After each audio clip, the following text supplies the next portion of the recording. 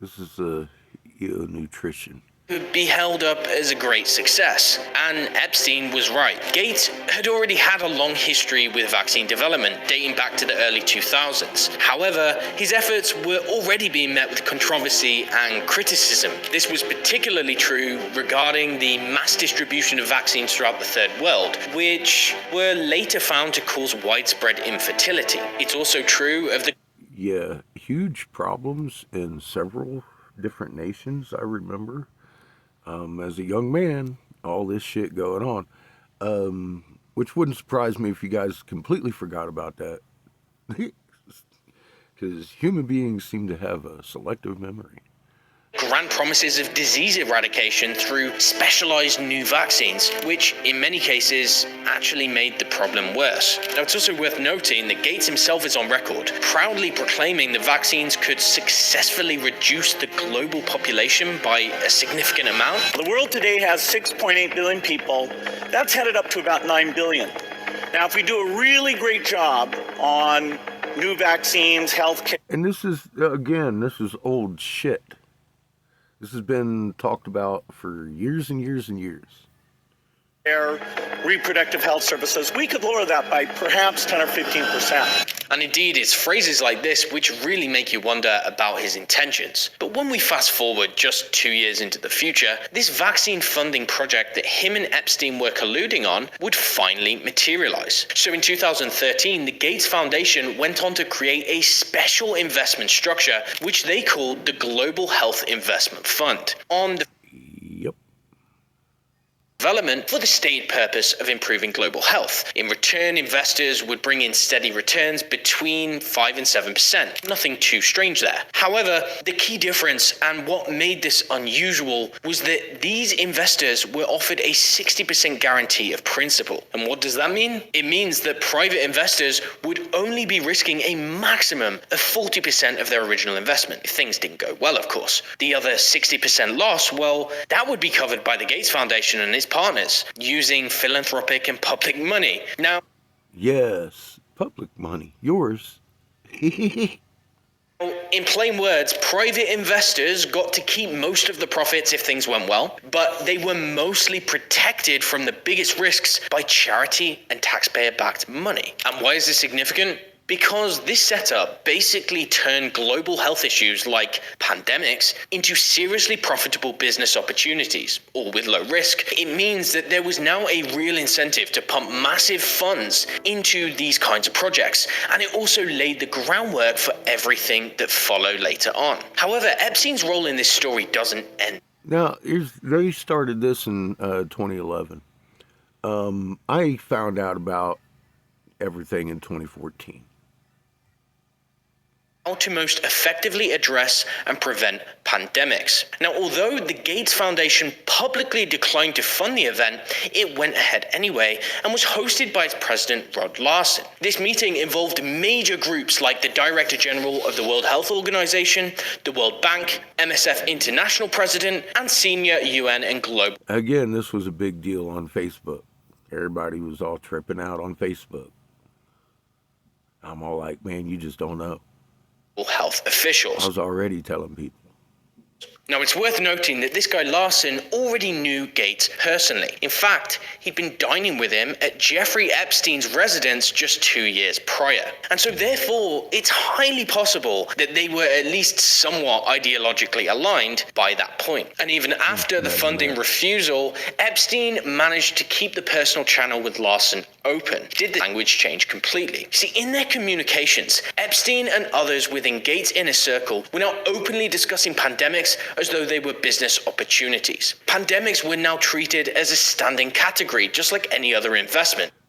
Maybe the language changed because it had already gotten into the legislation and in a sealed and delivered plan. I don't know the timeline between that, but I do know 2014, I knew. He's talking about 2017 and the communications between them and Epstein. potentially manufactured to turn into massive sources of revenue and resource acquisition. Furthermore, during this time, Epstein was also brokering specialists directly into Gates' office for the specific purpose of simulating pandemics. One example is a text thread from Epstein's phone with an unidentified physician who cites their work experience with the United Nations, the World Health Organization, the Gates Foundation, and the World Bank. This doctor specifically mentions pandemic simulation as a key career credential, and it Yep. And a lot of the doctors involved in that were theorists. They weren't.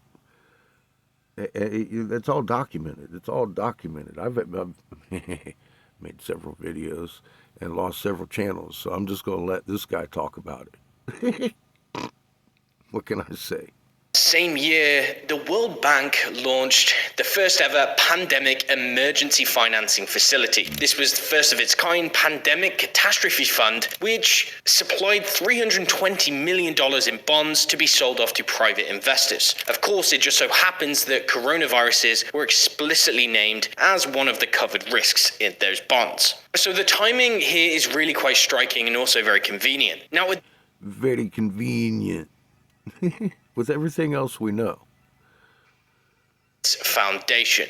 And what did they do? Its main focus was looking at how to shape government policy during a viral outbreak, how drug supplies would be distributed, how to shape media coverage, public health messaging, how to handle and limit social media posting, how to force members of the general public to comply with rules and regulations, and how countries would need to work together in a unified response. Now, Boy, and they sure did, didn't they?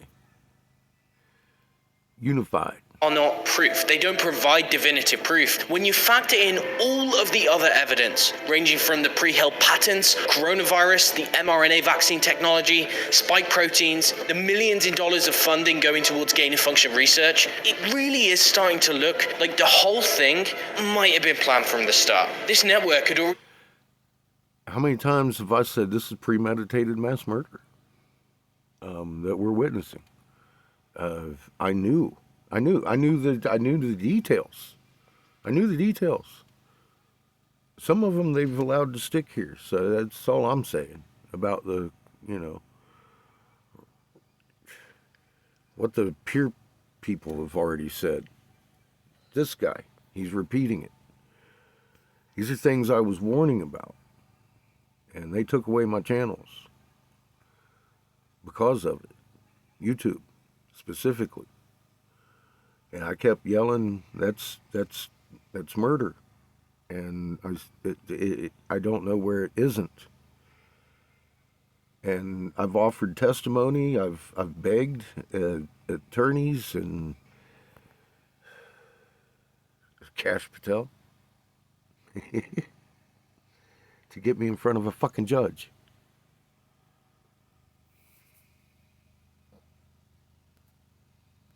patents, the elite connections needed to respond to and profit from a major global outbreak. It involved Epstein, Bill Gates, major financial institutions, many others. The money was there, the rehearsals had happened, the coronaviruses were already flagged. Key players were already aligned years in advance. I mean, this isn't... I was saying these things before it happened, of course, and called crazy. Oh, your government wouldn't do that, I was told. By several people, not just one person in particular. I'm still looked at even afterwards when I tell people about my knowledge of that haven't been around and looking at the record for years. Initially look at me cross-eyed like Cash Patel, like I'm crazy. I know what I sound like, God damn it. I stood down as top senatorial investigator because of this plan. That's how I knew about it. That's how I've been not wrong about it. And the things I say, I choose to say because I could prove in a court of law. And I really would like to have my day in court. It would make my soul feel a lot better. Now, I've taken out of my house and taken my son with me out on the road. We've seen 310 tribes and a whole bunch of preachers warning about what I know. As best I could do. I don't know what else. I don't know how to get in front of no judge. I've tried. Anybody know any attorneys out there that want to fucking take this on? Fuck.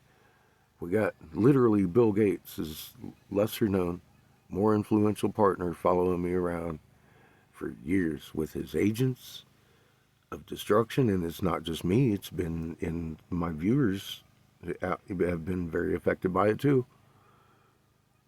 And people around me that I didn't even know, but do now.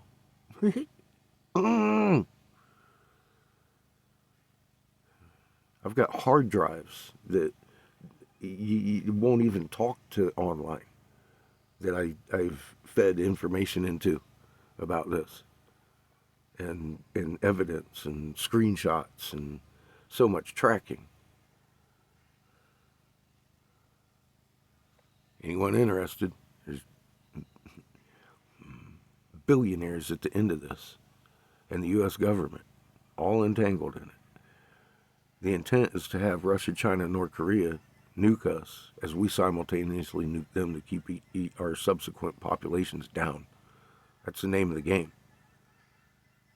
I've been screaming it, and a lot of people have been screaming it, and there's paperwork and documentation on it. But these people are still out walking around. There's 7 billion of us, and you're waiting for someone to arrest these people? Hey, not gonna happen. It's evident that only what we allow is gonna happen. And it looks like we're allowing an awful fucking lot to happen. How is that not a terroristic statement?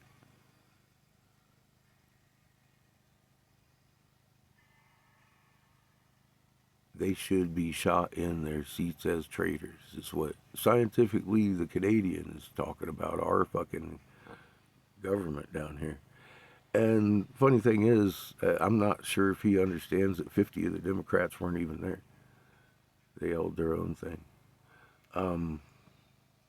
He obviously has no idea of a constitution, but this is the funny thing about scientifically. He has no morals. He loves child rape, obviously. And we're a nation built on immigrants. And they've been so-called illegal since the first pilgrims that stood on this ground. So who in the hell you're cheering for, buddy?